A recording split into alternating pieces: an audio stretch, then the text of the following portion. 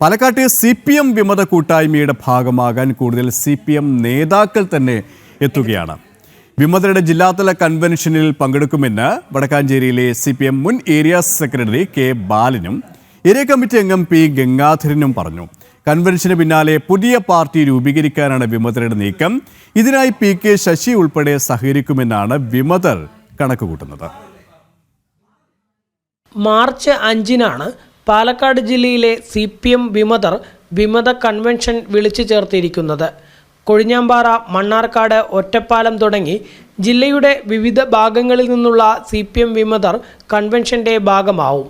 കൺവെൻഷനിൽ പങ്കെടുക്കുമെന്ന് വടക്കഞ്ചേരിയിലെ CPM മുൻ ഏരിയ സെക്രട്ടറി K ബാലനും ഏരിയ കമ്മിറ്റി അംഗം P ഗംഗാധരനും പറഞ്ഞു.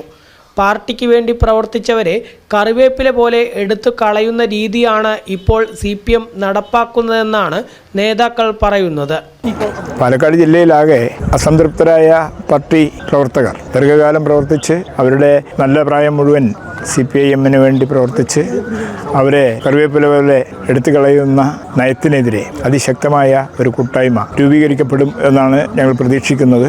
അതിൽ പങ്കെടുക്കണമെന്ന് ഉദ്ദേശിക്കുന്നു. അതിൽ മാറി നിൽക്കരുത് എന്നാണ് ഞങ്ങളുടെ ദീർഘകാലത്തെ പ്രവർത്തനം നടത്തിയ ആളുകൾ എന്ന നിലയ്ക്ക് തന്നെ വെറുതെ ഇനിയുള്ള കാലത്ത് വീട്ടിൽ ചുരുണ്ടുകൂടിയിരിക്കാൻ താല്പര്യമില്ലാത്തതുകൊണ്ട് മാത്രമാണ്.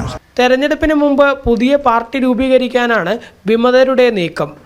ചെർപ്പളശ്ശേരി ഏരിയ കമ്മിറ്റിക്ക് കീഴിലെ വല്ലപ്പുഴയിലും CPM-മായി അകന്നു നിൽക്കുന്ന നേതാക്കൾ വിമത കൂട്ടായ്മയുടെ ഭാഗമാവും.